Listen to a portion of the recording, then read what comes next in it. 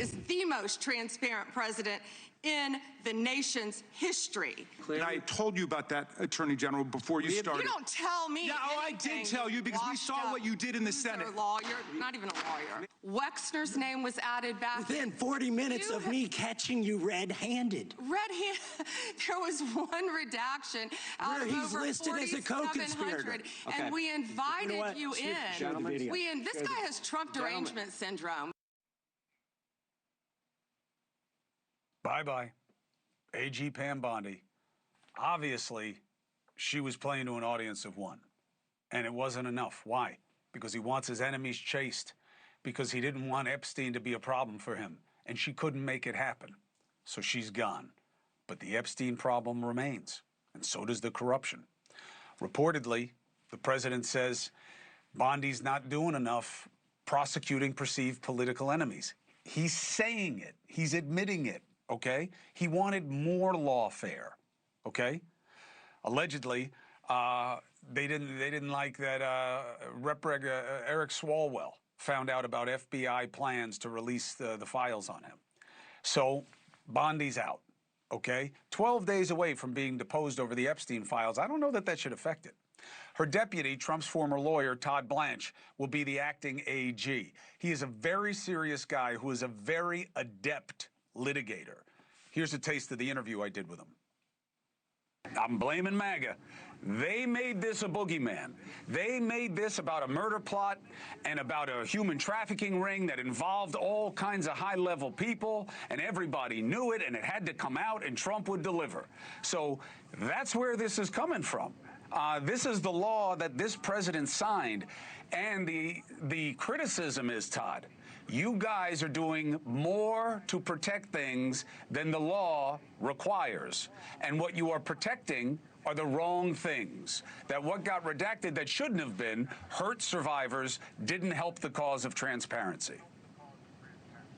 So look, I mean, trying to blame MAGA for what's happening now is incredible. I mean, that is absolutely, completely false. What's happening now is Democrats in Congress and some senators and a few Republicans in Congress, like Massey, are making this their entire existence. Have you heard a single congressman since that initial week when they were all out there saying we're redacting men's names, give you any information about a single potential criminal individual, famous person, politician, anybody that was redacted inappropriately? The answer to that is no, no, no.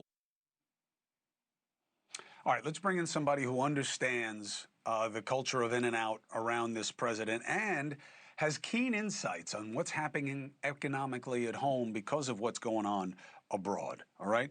You know him as the former White House communications director and the head of Skybridge Capital, Mr. Anthony Scaramucci. It's good to see you.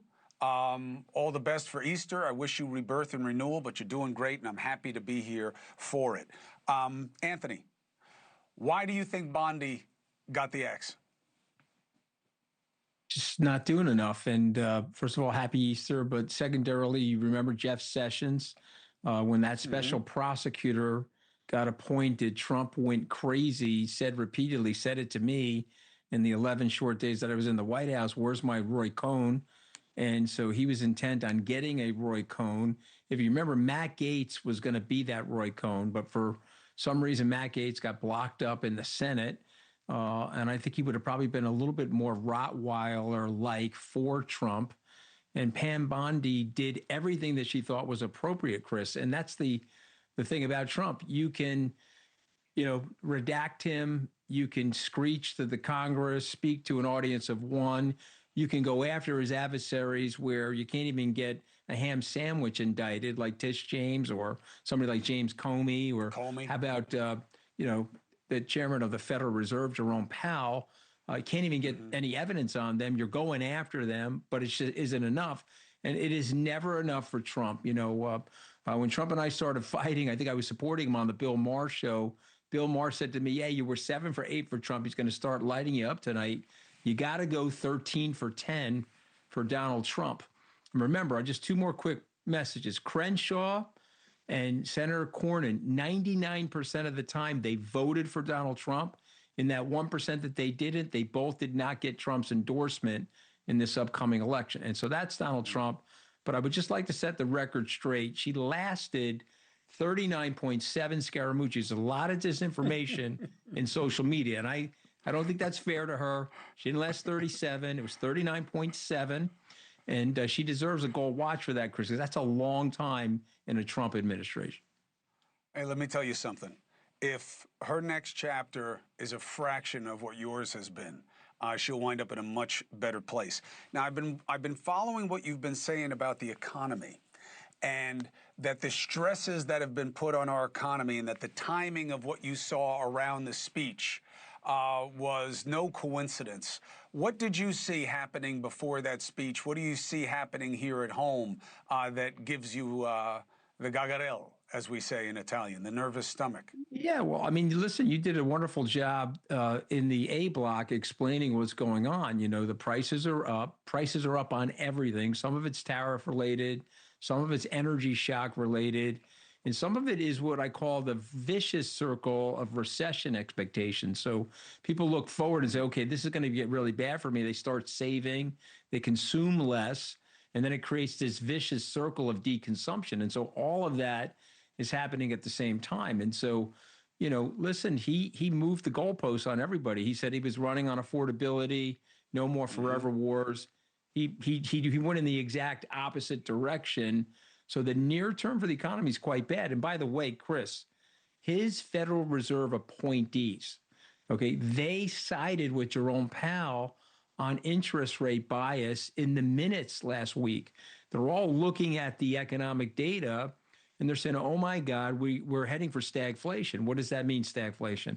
High inflation with unemployment numbers also rising. You typically don't get that in an economy like ours, but we got that in the 1970s, and we feel like we're going to be getting that right now. So you have to brace yourself for a correction in the economy, likely a deeper correction in the stock market, and a surge in oil prices.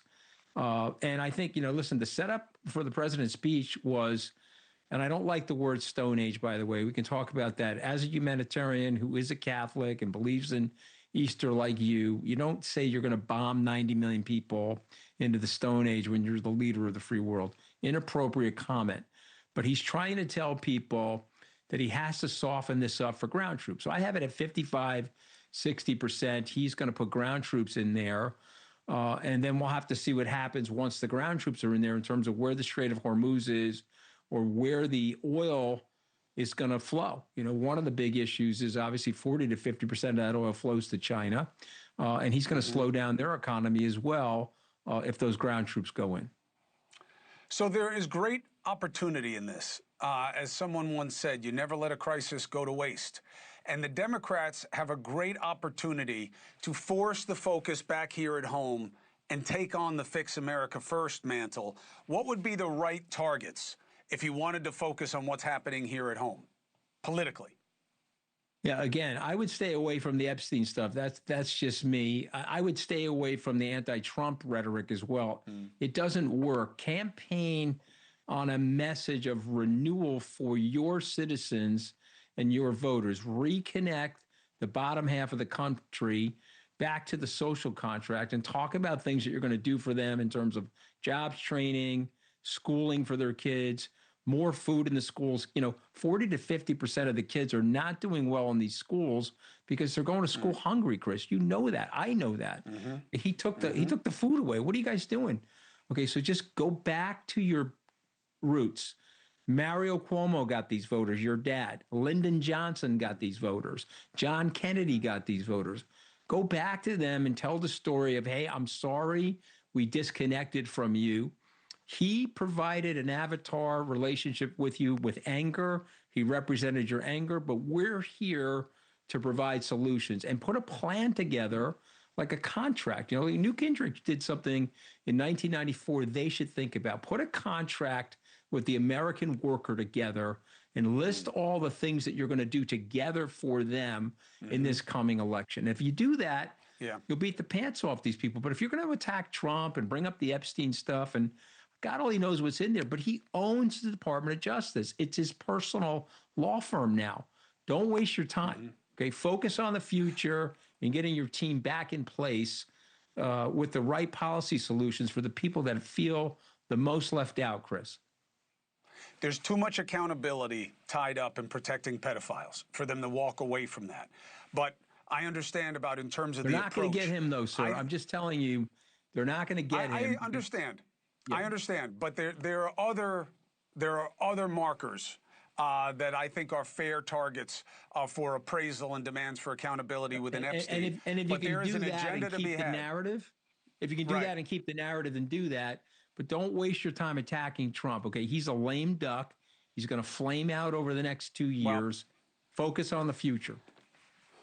They're going to have to take them on, but how they take them on, you're right about. Go to the small businesses. Say, we're going to make people pay their fair share, and we're going to invest in those small businesses to bring them back. That's what this country is desperate for. We're an entrepreneurial country. The trades, taking care of people, giving them a chance to succeed. It's right there for the taking. We'll see what happens when we pivot back from this war. Anthony, I love you. I'll talk to you before Easter. Thank you for being with me. Happy Easter, man. Thank you for watching. Subscribe below and download our NewsNation app right now on your phone, and you will get fact-based, unbiased news for all Americans.